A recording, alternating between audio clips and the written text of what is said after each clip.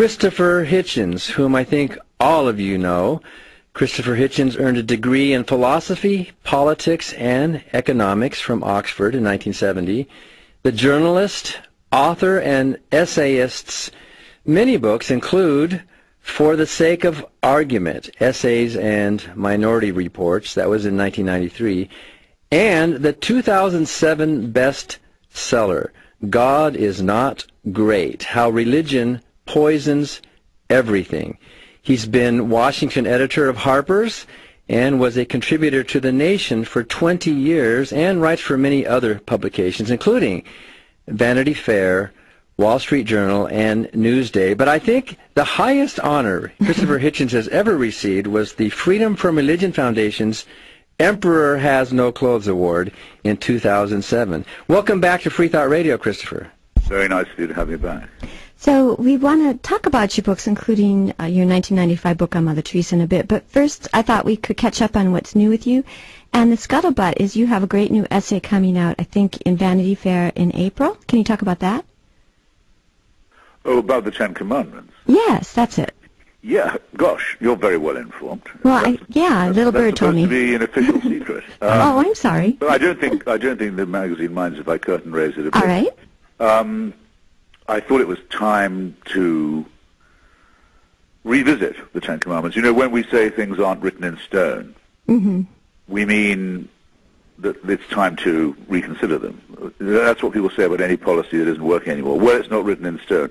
Well, the Ten Commandments supposedly were written in stone, so no trace of them has ever been found any more than Joseph Smith's golden plates in upstate New York, containing the angel Moroni's dictates. But I thought, metaphorically, take the chisel, do a rewrite.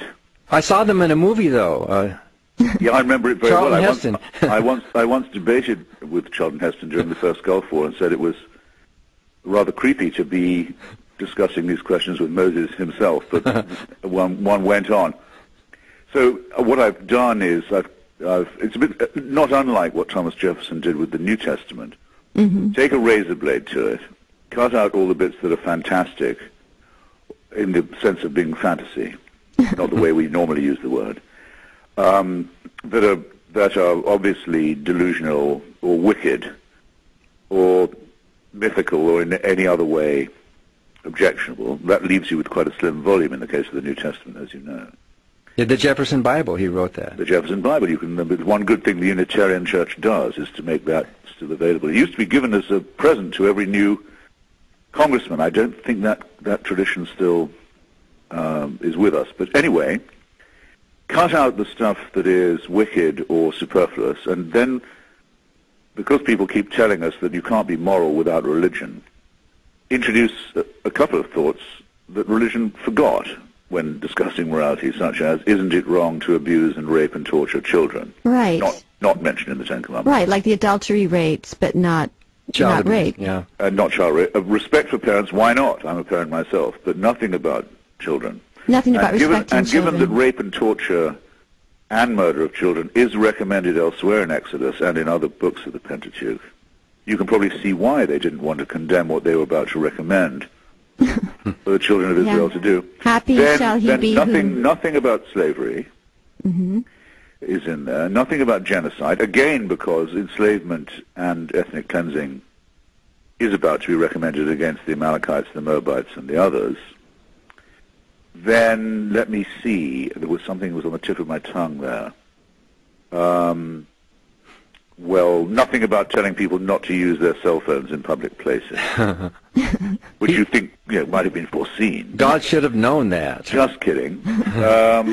And noticing, as I hadn't actually completely noticed before, I've written about this many times, until this effort I hadn't noticed, all of it's addressed to property holders. You and your servants must obey the commandment to keep the Sabbath day. Not to have a day off, but to have a day of very painful, masochistic observance. But you must make your servants do this too. Well, and the you mustn't covet your neighbor's servants and property, including his women, right? who are routinely described as, or not routinely, automatically, unthinkingly described as chattel to be grouped with the farm animals. It's all addressed to people who own property, including human property. All addressed to men, basically, then. And males. it goes without saying, ça va sans dire, as they say in France. It goes without saying that it's entirely for men. Now, the first 4 commandments, of course, are all fantasy. They're all about thou shalt have no other god before me. You mentioned the Sabbath. None of these are moral at all. No. And, of course, they appear in different forms. The commandments are handed down in different and sometimes contradictory, always discrepant forms, 3 or 4 times in the Pentateuch. So, look, what are the 2 great questions? One would be, did man make God, or was it the other way around? I think it's pretty obvious that gods are all man-made and that no god ever made any men or women. And the second is, where does morality come from? And if morality comes from this God, then it's very improvised, very shaky, very contradictory, and sometimes very immoral. So it's a very good way of getting at the 2 main questions that come up in debates with the faithful. Have you been doing some debates? Yeah, I know that you were doing a lot. Have you done some recent? Oh, yes. I mean, I do 1 or 2 a month at the least. What's coming up? I'm just trying to think what the next one is. I have a debate with Rabbi Wolpe, who's one of my favorite liberal Jewish antagonists. That's in Boston, coming up quite soon. And is there a way for people to check? Do you have a website? Well, I don't really have a proper website. It's annoying. There's a website that monitors me. That's run by people who don't like me. I think it's called Hitchens Watch. And there's another one, amazingly, run by people who do like me. But I'm very bad at surfing these things. Well, I also wanted to... But if it's happening in your area, I actually, without being vain, I think I can say that it will get publicized. So people can look for that in the Boston area. It does seem to publicize itself. Now, I also really liked your piece. We'll look forward to that April issue, and I hope it wasn't a mistake to ask you about it. That was fun. But we loved your piece for Slate in January about Haiti. A fault is not a sin. And, of course, you were responding to Reverend Pat Robertson. But you want to talk a little bit about that? Yes, well, Pat Robertson, in fact, didn't say it was an act of God or an act of vengeance. What he said was that Haiti had been cursed by a pact with the devil that it had made many years ago. He got all the historical facts wrong, but it actually is possibly true. The story is semi-legendary, that there was a sort of voodoo meeting in the wilds of Haiti in 1791, I believe, where a sort of oath was taken to kill their Christian slaveholders, the people who brought Christianity to Haiti. And voodoo is a kind of adaptation of Roman Catholicism. So that would be a very natural reaction of a slave, wouldn't it?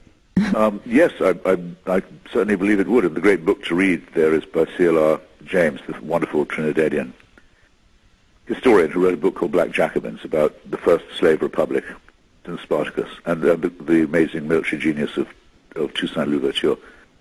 But since that time, the Archbishop of Haiti was killed when his cathedral fell down on him on the first day, but his replacement, standing next to the Cardinal Archbishop of New York a few days later at a ceremony, said God had something to say to Haiti, and this is the way he chose to say it.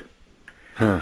And of course, you get this all across the spectrum. I mean, people cannot view a natural disaster without thinking that they detect the finger of God. That's why I describe the difference between a fault and a sin, because there is a big fault underneath Haiti which produces regular earthquakes. Well, can you clear this up for us? Is an earthquake an act of God or an act of Satan? Well, there's more empirical evidence, don't you sometimes think, for the existence of the evil one than there is for the divine one. I've sometimes felt that myself. Now, I don't know. This goes back to the very early stages of the Enlightenment, the earthquake in Lisbon in the late 18th century, which happened to hit the city with a tsunami as well as a big quake on All Saints' Day when the churches were full, and most of those killed were at divine service. An enormous number of beautiful Catholic churches were destroyed, and it was a moral shockwave across Europe. They thought, well, now God can't possibly have meant that to happen, can he? Or if he did, his purpose would be very unclear. he wasn't